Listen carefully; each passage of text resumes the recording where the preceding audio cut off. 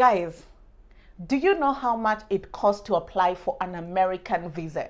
In Kenya, I know it used to cost about $250 plus all the other papers. Here in Ghana, I know a friend that lost up to $4,000 in trying to process papers to leave Ghana and go to America. This is becoming a sort of epidemic that will turn into a pandemic. Young people are trying to leave, but they're losing so much money in the process of trying to leave and so much time, and they're getting duped and conned, all because of what? All because the system is not working and they're at their breaking point. So today I just want to talk about how young people are losing so much time and money in trying to leave the continent. Now, last week I spoke about why young people are leaving, and they're well within their rights to want to leave, you know. This is not the era of our parents where you would leave high school and go to uni, and then the government would be lining up to hire civil servants and there will be plenty of opportunities. No, we're currently living in an economy where governments are not creating environments where businesses can thrive and create enough jobs, because a government alone cannot employ all its people. Government employs what? In developing economies about 7%, in developed economies about 3%. It's businesses that employ people. And right now, particularly in Africa, and I'm a business journalist, so when I speak these numbers, just know they're coming from a point of knowledge. I'm not just spewing nonsense.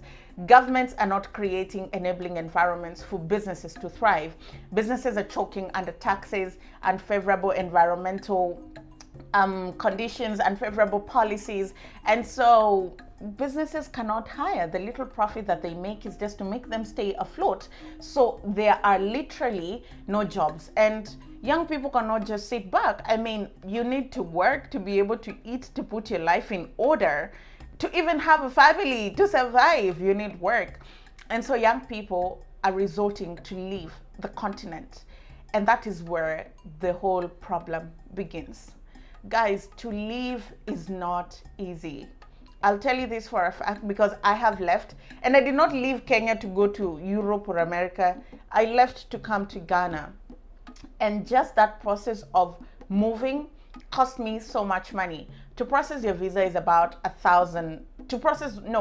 So Kenyans don't need a visa to come to Ghana, but you need a work permit and residence permit, which costs about, I think, $1,000, $1,000 to $1,500, depending on where you're doing it and how they're doing it for you and all the other things. They're just protocols in between. So you'll need about $2,000 roughly. Then you pay rent, right? Then your air ticket. Then you have to eat. Before you know it, $10,000 down on the ground. Now tell me, how many young people aged 24 have $10,000 just sitting somewhere in the bank? And I moved in 2021 before global inflation and all that stuff. But now, so imagine now, if you don't have the money in dollars, you have to change the money to buy an air ticket to travel abroad.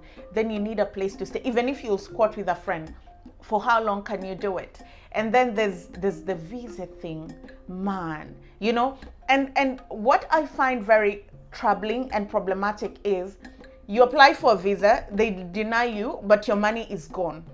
Your $200 is gone. Your $300 is gone.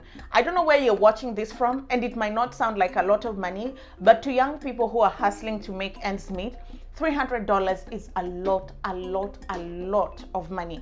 I know of a friend who went to apply, and the dates that they are giving them, once they've taken your visa application money, then they give you those dates, and you're like, and then you'll go for the interview, and then they'll deny you, and you've just lost your money. Embassies are making so much money off of young people. Forget embassies. Then there are these travel agencies that say, we'll help you go abroad, we'll help you get a job, we'll work on your paperwork and your visa. All you need is to just give us X amount of money. Guys, the amount of money that young people are losing to these agencies, because they say, oh, we'll try our level best. They don't necessarily give you the guarantee. Then when they do it for you, they tell you, oh, it did not go through. You understand? And sometimes they tell you, we can give you the guarantee that you'll get the visa, right? But the amount of money they slap on it, $4,000. $2,000 to just get you the paperwork and get you on the other side, and then you figure your tea out. Where are young people getting these amounts of money? And the saddest thing is, because of how hard life is in the continent, young people do not see a way out for them. So what they'd rather do is they'd rather look for that money and give it to these agencies and say, I'm gonna risk it. Imagine the amount of money that these economies are losing because young people are so desperate to live. However, many people there are stuck in this routine where you make just enough. So you moved for opportunities, right? You'll get those opportunities, but you make just enough to keep you there, because everything also operates in the credit system. So you get a job, you get a car, you get a house, and then now you're paying off for these things, and you do not have, it's not as rosy. So you have the opportunities that you're looking for and you can live comfortably, but then it's a cycle of you earn, you spend, you earn, you spend, and not in a bad way. You're taking good care of yourself, but because of how also the system is there, it's just not black and white. But I'm telling you what somebody told me, so you can tell me, because sometimes you see people who are abroad and they don't necessarily come home. Maybe they come home once every 3 years, once every 5 years, because also tickets are not that cheap. And you might think, oh yeah, you're in America, blah, blah. Tickets are not that cheap. And again, sometimes there's a burden of the family when you're abroad and everybody's like, yeah, she's abroad, and you're now always sending money back home, and it's not a bad thing. But then all the things that you could do are sort of stagnating because now you're the sole breadwinner of the whole community. And these are good situations where people are able to make something for themselves. There are those who were duped by these cartels, and I will speak again about Kenya and Uganda partly, and a video that I saw about West Africans. So there's this thing where agents will take Kenyan girls to the Middle East to be house helps, and there are good stories. There are people who found good homes and they work and they make like 5-6 times what nannies and house managers make in Kenya. You do your 1 year, you do your 2 years. If you're lucky enough, you come back home alive with your money, you live your life, you start your business, or you've educated your child. Fair enough. But there's an influx of cases of Kenyan girls that are going to the UAE and Saudi Arabia, and they come back dead. They come back missing kidneys.